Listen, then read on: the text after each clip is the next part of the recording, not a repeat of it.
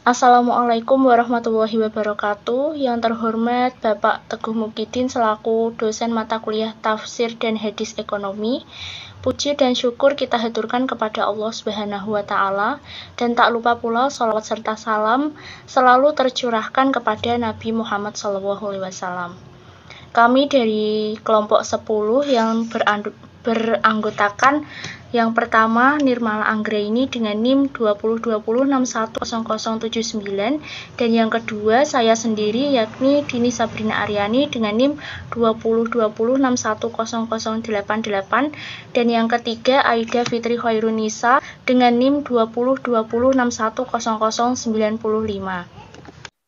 Pada hari ini kami akan mempresentasikan materi kami yang berjudul Produksi, Konsumsi, dan Distribusi.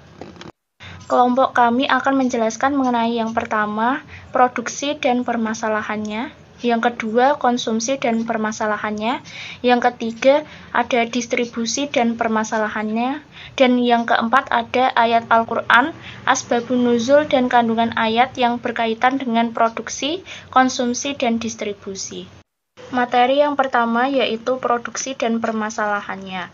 Produksi dalam ekonomi Islam adalah setiap bentuk aktivitas yang dilakukan oleh manusia untuk mewujudkan manfaat atau menambahkannya dengan cara mengeksplorasi sumber-sumber ekonomi yang disediakan oleh Allah Subhanahu wa Ta'ala, sehingga menjadi maslahat untuk memenuhi kebutuhan manusia. Selanjutnya, prinsip-prinsip produksi yaitu terdiri dari 4. Yang pertama, berproduksi dalam lingkaran halal. Yang kedua, ada keadilan dalam berproduksi. Dan yang ketiga, ada seluruh kegiatan produksi terikat pada tataran nilai moral dan teknikal yang islami. Yang terakhir, yaitu kegiatan produksi harus memperhatikan aspek sosial kemasyarakatan. Materi selanjutnya adalah distribusi dan permasalahannya. Distribusi di sini adalah suatu proses penyampaian barang atau jasa dari produsen ke konsumen dan para pemakai. Tujuan dari distribusi dalam Islam yaitu yang pertama sebagai tujuan dakwah, yang kedua tujuan pendidikan, dan yang ketiga tujuan sosial, dan yang terakhir adalah tujuan ekonomi distribusi. Distribusi dalam Islam dibagi menjadi 3, yaitu zakat, warisan, dan larangan penimbunan. Materi selanjutnya adalah konsumsi dalam ekonomi Islam. Menurut Samuelson, konsumsi adalah kegiatan menghabiskan utility atau nilai guna barang dan jasa. Barang di sini meliputi barang tahan lama dan barang tidak tahan lama. Barang konsumsi menurut kebutuhannya dibagi menjadi 3, yaitu kebutuhan primer, kebutuhan sekunder, dan kebutuhan tersier. Sifat barang konsumsi menurut Al-Ghazali dan Al-Shatibi dalam Islam adalah bersifat at-thayyibat. Prinsip konsumsi dalam Islam adalah prinsip keadilan, kebersihan, kesederhanaan, kemurahan hati, dan moralitas. Selanjutnya akan disampaikan oleh rekan saya. Baik, selanjutnya saya akan melanjutkan diskusi. Terdapat 4 prinsip utama dalam sistem ekonomi Islam yang diisyaratkan dalam Al-Quran. Yang pertama, hidup hemat dan tidak bermewah-mewah, yang bermakna bahwa tindakan ekonomi diperuntukkan hanya sekedar pemenuhan kebutuhan hidup, bukan pemuas keinginan. Yang kedua, implementasi zakat dan mekanismenya pada tatanan negara. Yang ketiga, penghapusan riba, menjadikan sistem bagi hasil dengan instrumen mudharabah dan musyarakah sebagai pengganti sistem kredit termasuk bunga.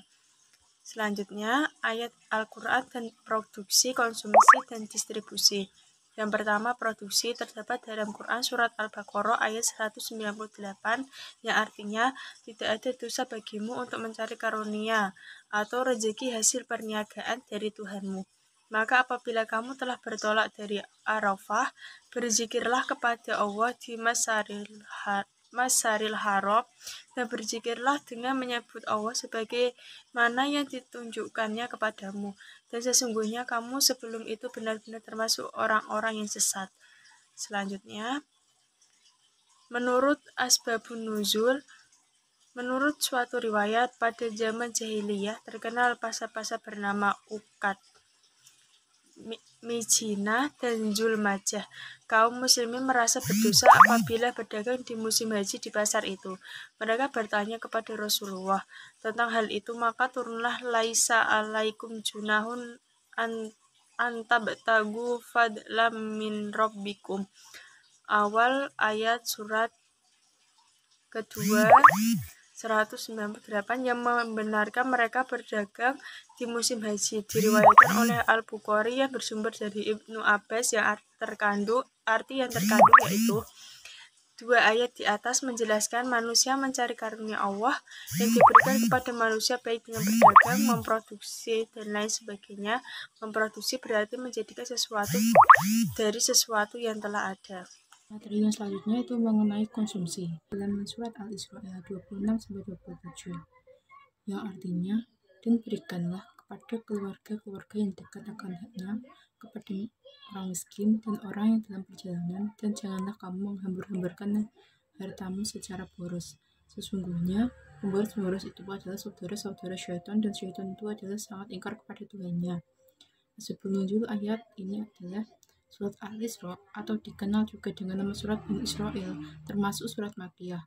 Khusus pada ayat 26-27 memiliki asbabul nuzul yang diriwayatkan oleh At-Tabrani yang bersumber dari Abu Sa'id Al-Khudri, dan dalam riwayat lain bersumber dari Ibnu Abbas bahwa ketika turun ayat ini, Rasulullah SAW memberikan tanah di Fadak atau tanah yang diberikan Rasulullah dari pembagian atau rampasan perang pada Fatimah.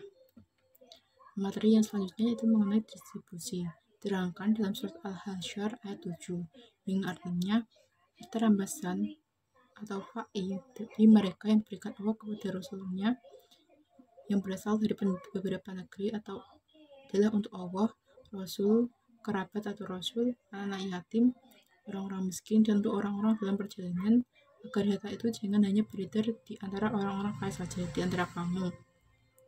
Sebelum nuzul ayat ini, dari golongan kaum Ansor lantas berkata bahwa kami akan menyiapkan papan untuk kaum muhajirin dan tidak akan mengambil bagian dari harta rampasan. Kandungan ayat ini, pokok pembicaraan ayat di atas adalah seputar hukum fa'i, yaitu harta rampasan perang yang diperoleh dari musuh. Sedangkan harta rampasan itu untuk Allah, untuk Rasul, kaum kerabat, anak yatim, orang-orang miskin, dan orang-orang yang dalam perjalanan. Cara pembagiannya tersebut merupakan wujud keadilan distribusi harta dengan tujuan supaya harta tersebut itu tidak beredar di antara orang-orang kaya saja. Sekian presentasi dari kelompok kami. Wassalamualaikum warahmatullahi wabarakatuh.